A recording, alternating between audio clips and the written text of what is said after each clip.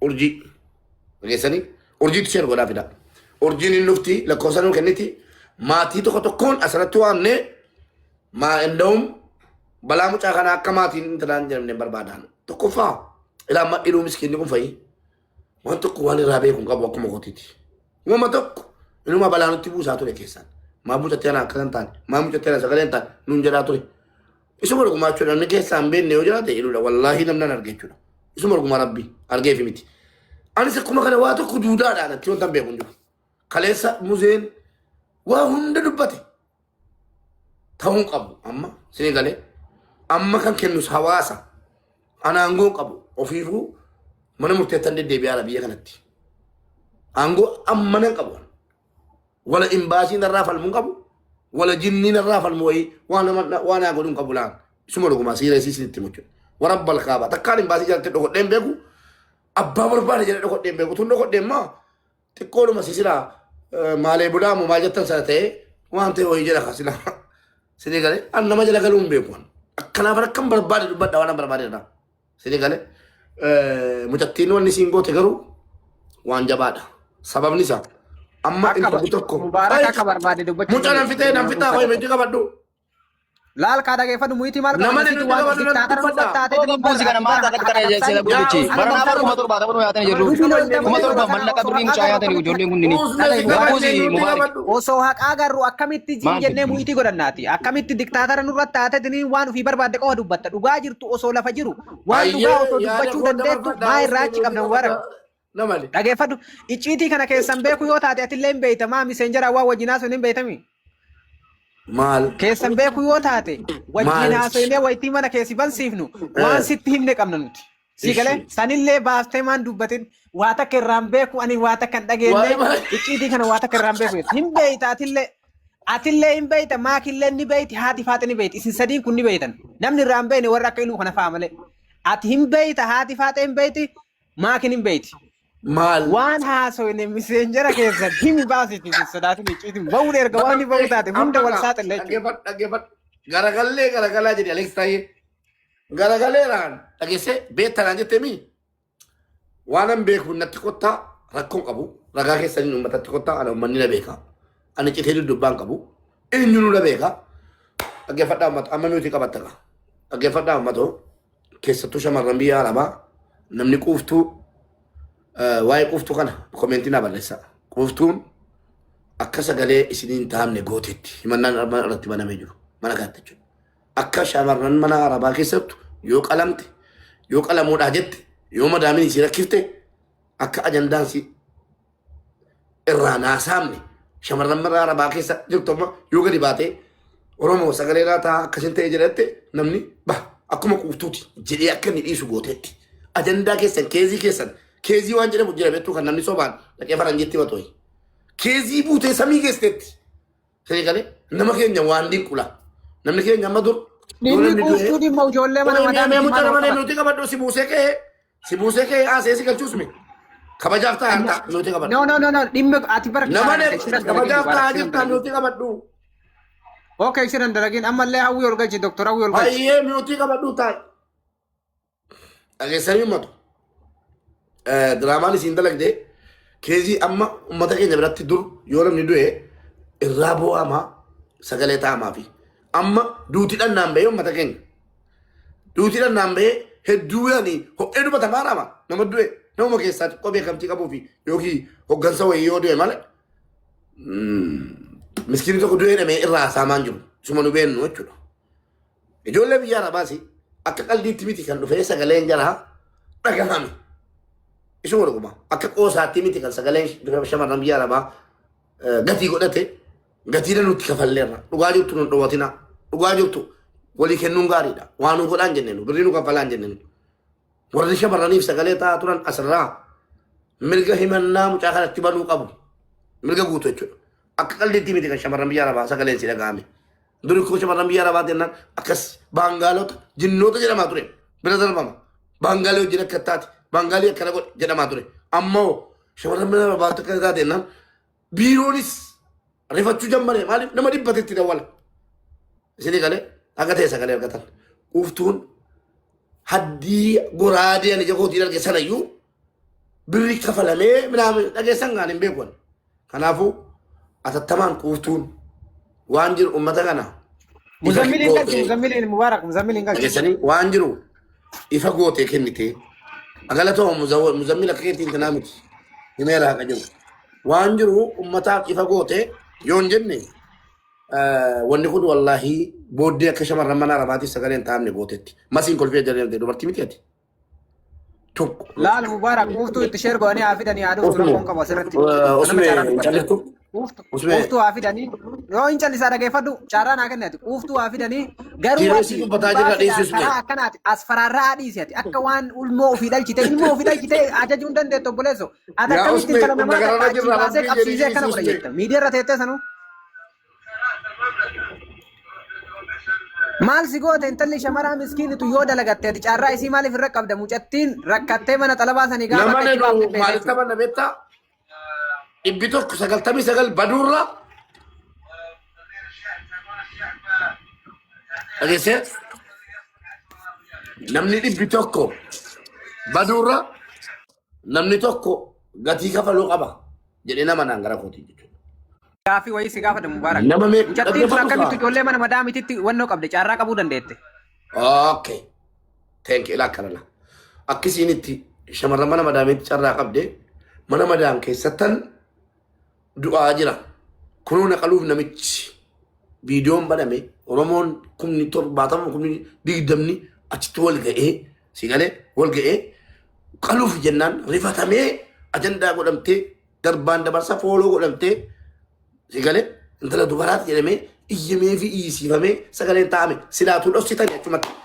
Utuu dhossamee jiraate silaa bareeda sagalee shamarran mana madaamii inuma deema.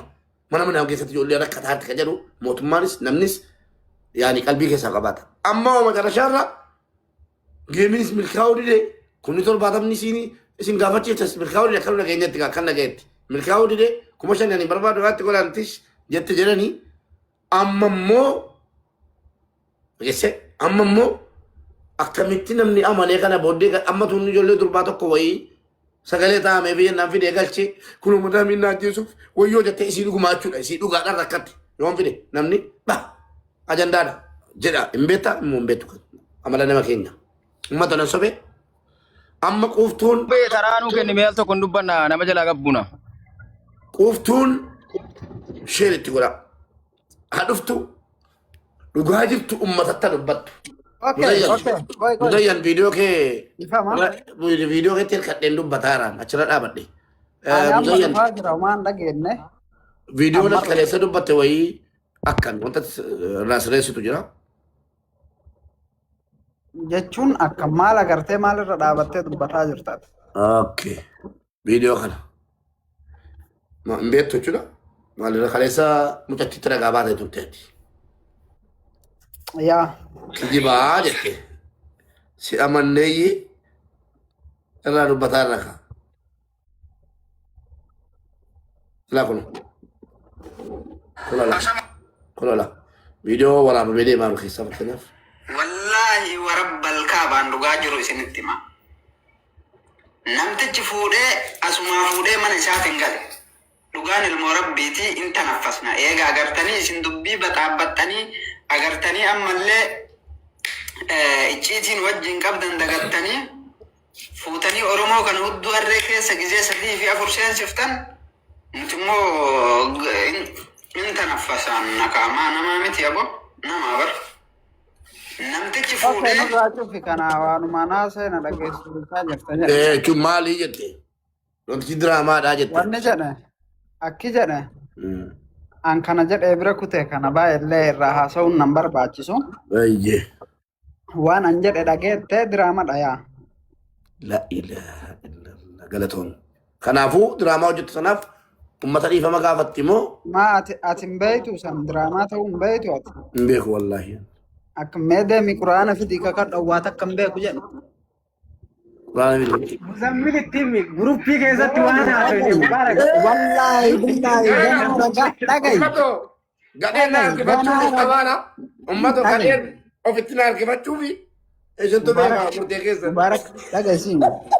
Nama jala dura dhaabate Usmeeni amala akkanaa qabdi hin beekaa. Muzayyantuu haaraadha malee Ambara miskiina turen. Bareera ndi bakama. Haara wanni jedhu takka. Usme yoo titotte maal godha yoo aballes. Ati sana hojii hojjette naan jedha durumayyuu. Hin beektu. No, Mubarak. Usme wal bee naanii bati. Amma usme maal jedhee kee silaan badee fudheen badaadha. Mubarak si wajjin badu hin jiru. Abbaan barbaade si haa amanu. Abbaan barbaade si haa amanu. Quraanaan qabees kagadhu hin jiru. Quraanaan nu dira qabsiisu hin jiru. Amma keessa isa jiraadhu ummataa haqna qabu. Amma gabaabaadha. Anis keessa jiraadhu rakkoo qaba akkuma si jettan. Ummataa haqna ba'u. Tole ayyee. Ummata haqa baasi. Garuu nun tuqin. Nu keessaa baasi ummata haqa baasi. Warabbal kaaba. Kanii nuti icciiti guddaa jira. Wallaahi billaahi yoo gabbaafne icciitiin kun ilmi takka hin gargaaramtu kana booda.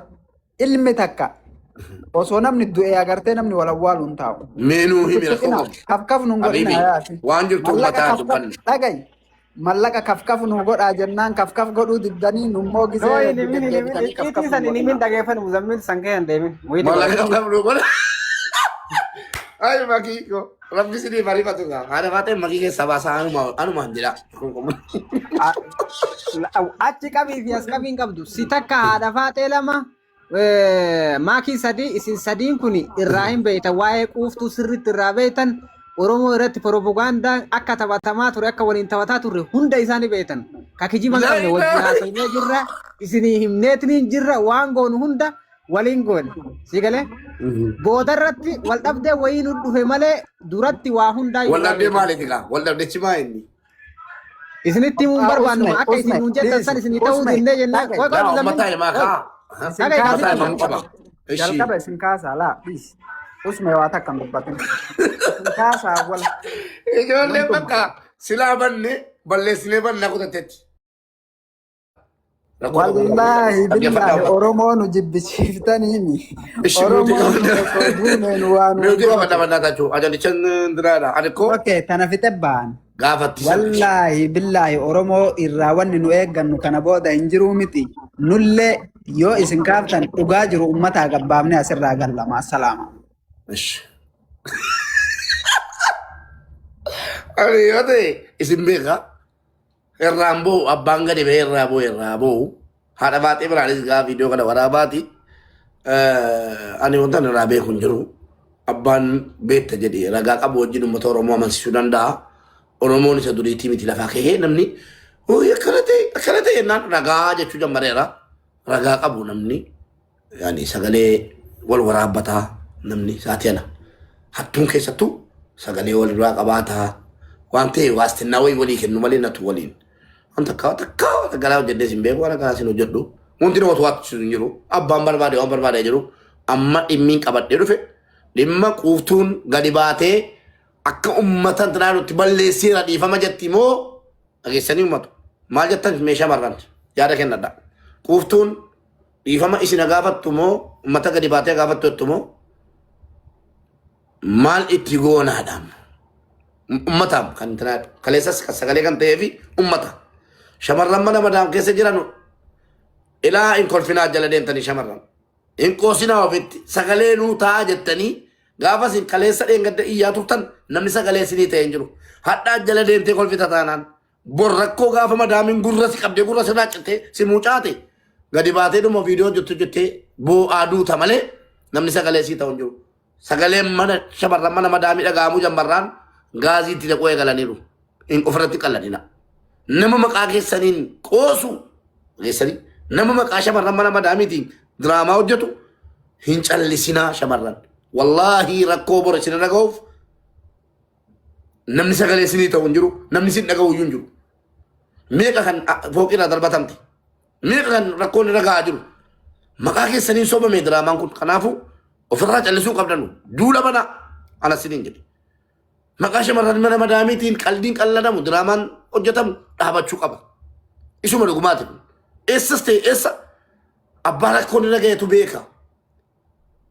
Waa'ee shamarran mana madaamii abbaa rakkoon irra ga'etu beeka. Meeqa kan madaamiin gurra qabdee fooqirraa darbatti. Meeqa kan madaamiin mana keessatti akka hoolaa hidhattee qabdu. Isinii galee. Kanaafuu qallichi akkanaa kun maqaa mana madaamiitiin ta'uu isaan na dabbaree bakka. Walumaa galatti. Maqaa shamarran mana madaamii ta'uudhaan na dabbareeraan.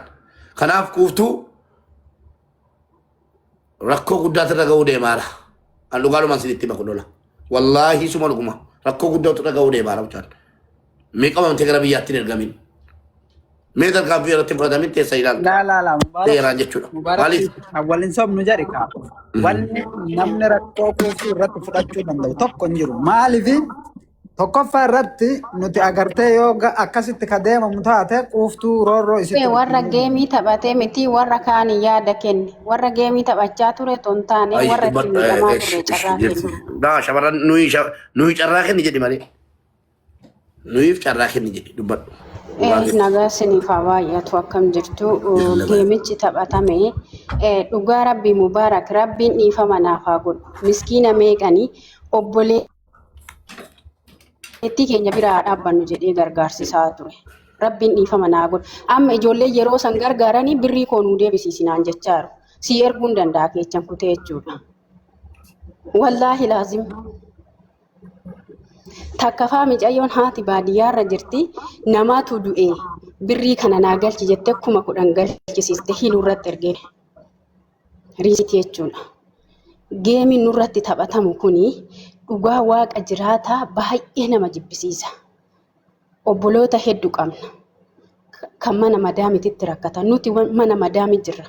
Gaafa rakkannee dhugaa hin qabnu otoon har'aan rakkadhee mana namaan jira mubee sagalee naa ta'a isin jedhe naa ta'uu hin dandeechu. Qoosamuun hin danda'amu nuuni. Si galee miti rakka ishiin dafqitee cubbuu isinitti ta'a dhugaa waaqayyoo otoo rafuu hawwinu otoo nyaachuu hawwinu otoo bashannanuu hawwinu gaafa harka keenya koroliisiin nu fixee hirriiba malee kalee fi lutti keenya galgala bishaan ho'aa keessa dhaabbachaa susukuumachaa kaanu isin geema nurratti taphattanii nu nyaattan kuni rabbii isinitti haa murteessu tokko jedhe. Kanaafi nuun hin qoosinaa. Yoo dhugaa barbaaddanii sadaqaa barbaadnaa nu gargaaraa jedhaanii. Kanaa achitti haati kee dhibamte hospitaala seente otoo naan jedhanii naman amanu jechuudha. Hirriibatti dhabnee itti dadhabnee ijoollee meeqa kokkee qabee hiriyoota kiyya kokkee qabee guyyaa meeqa guruuppii isaanii dheetanan micayyoo kana bira dhaabbadhaa jedheen. Gaafa taphani gaafa geemiidhaan nun jedhan nan boo'ee mubaarak dhugaa waaqa jiraataa nan boo'ee jechuudha. Ta'uun qabu. Nun qoofamuun hin danda'amu. Obboleettiin koo durbiin koo Suudi Arabiyaa keessatti caccabdee dheengadda ofii koon galfadhe sagalee uummata Oromoo hin rakkisu jedhee. Maaliif mana biiroo san keessatti nama 300 oliin ta'a kan du'e achitti baasanii gatu garuu guyyaa guyyaarraan haaraatu dhufaa jedhan. Ijoollee sanii amma sagalee ta'e odosiin jedhe Suudii keessatti sobaan ta'u jettaatillee. Kuni maaf ta'eoo shirri akkanaa maa nurratti hojjetama. Kanaafi warroonni gaafa san ishii wajjin dhaabbatee hirriiba dhabe qimamoota mana madaamii qofarraa yaada fudhi malee warri geemii nurratti taphate akka nuun dubbatuuf feenu. Murtiin murteeffamu immoo nutu murteessa maallanni miskiina sanillee deebi'uu fi qabariisiitii tokko lamaan maxxansa jechuudha asirraa gabbuunaan. Ayyeen warri geemii isinirratti taphate isinirraa buunaa murteeffadhaa waan barbaadan fidaa rakkoota kan qabu dhimma kennaa mubaaraa kanaa fi muzammiliin maqaan kaasanii dhimma ajandaa keessanii itti kursiifadhaa dhimmi nu ilaallatu miti waan ta'eef muzammil nu yaasanaafat buuna inni qimamoota mana madaamii wajjin marii isaa geggeessu nuti immoo akka dhuunfatitti ajandaa kana keessaa baanetti ni jirra dhugaa jirtu isiniifnee jirra waan barbaadan wal godha arrarraa kaasanii maqaa kenna qattaa hin goone naaf muzammiliin haala qadaqqaqa. Maalummaa muzammil galatoomi silaa baay'ee nyaattamaan jira ani keessattuu baay'ee nyaattamaa irraa galatoomi dhugaa dubbatu jettee galatoomi. Galatoomi dhugaa. Galatooma ulfaadhaa hundi keessanuu agartee isinis galata qabdanii gabaabumatti ajandaan ajandaa biraati warri geema nurratti taphate nu keessa akka hin dhufnee isaan hin barbaannu nuti murtee mataa kennaa qabnaa eega jettan nuti durallee agartanii nu kaafnan dhufne malee ajandaa kanas dhaabne dhugaa jirus dubbanne akka nama miidiyaa kanarra wajji jiruutitti immoo nuti kabaja walii qabna mubaarak. Sigalee bakka agartee isaan maqaa kenna kaasuun barbaannetti isinillee wanni maqaa kenna kaaftaniif hin jiru yoo maqaa kenna kaaftan immoo nama maqaa kenna kaasen nuti walitti dhufnaa qimamoonni siyaasii yoo dubbanne dhimmi dhimma keessa irraa dubbatamaan jiru dhimmi dhimma mucattii irraayi galee ofitti fudhatee ayi malakkataniin amma waa'ee shamarran mana madaamii irra dubbataa irraa Sagalee yaa ijoollee imamii xixiqqooti. hunda hin jaalanna nuti rakkoon qabu yoo rakkatten waama hin dhufnaan mallee isin gargaaramaan rakkoo qabaa miti. Galatoome wallahi. Nu Akkasii. gargaartee maa? Kana jala maali? Ijoollee 70 ittanii barreessinaa please. Namni isin gargaare mucaa kana maal jedhee? Haqa jirtu uummata bakka erga uummata Oromoo diraamicha erga uummata Oromoo irraa buusuu diddanii haqa jirtu baamna jedhee namni dubbate mucaa kana. Galata irraa qaba wallahi. Isuma dhuguma. Yoo galatoome jettan waan guddaa sinii bahuu deema godhu. Iccitii guddaa sinii bahuu deema. Salaamu alaikum. Waalaikum assalaam. Lafatti rukutan iccitiin argattatu. Kanaafuu nama galateeffachuus bara. Ishi dubbadhu maal maqaan kee? Iko tanaffasu. Utuu shamarran tanaffasanii dhiisi gubaa jira. Maaliif beektaa bakka hundattuu namuma abbaa dhimmaan taane tol galee dubbataara. Namni eenyuun ni ijoollee kana. Eenyuun ijoollee. Abbaan dhimmaati shamarraa sagalee ta'ee beeka. Baasee illee beeka. Hojii irra illee beeka. Wala kabajnu qala. Kabajni dirqama. Dirqama wal kabajuun. Kuma isin kabajuun kabajuun dirqama. Hayyee obsii. Bakka hundatti namni jara galchee akkami jedhaan hin jiru. Hundinuu sagalee jaraatti bishaan naqee dhiisee biraa deemuuf borii gadi baanee shamarran biyya arabaa inni namni nurraa dhaga'u hin jiru. Isuma dhugumaa jechuudha. Hin jiru. Namni nu jalaa dhaga'ee sagalee ta'uuf hin jiru. Kanaafuu sagalee jara jara deeffata. Amma boleettiin keenya yaadeen hin dubbattee miti sirriitti dubbatte. Akkasitti dubbachuu jala dubartii kana qaruun barbaada. Akka dubartiin akkas taatu barbaada. Qoosaa ofitti qoosuun hin ta'u. Diraamichi waan shamarran biyya arabaa fixuudha lafarra. Isuma dhuguma. Wallaahi diraamaan hojjetame kun. Akka lammuu shamarran mana madaamii keessaa rakkadhe jette rakkattee gadi baate. Tish ni kijibu. Akka jedhamu gochuuf deemaarti. Kanaaf quuftuun waan isii kijibsiise uummata irratti dhuftee dubbatte jechuudha. Hin dubbattu taanaan isiitu dhimmicha fixata. Kanaafuu shamarran namni dubbatan jettu as keessa saaduu jalqaba galtee dubbadhu. Saaduu dubbadhu. يا جماعة السلام عليكم ورحمة الله وبركاته. وعليكم السلام ورحمة الله وبركاته. dubbadhu. أنا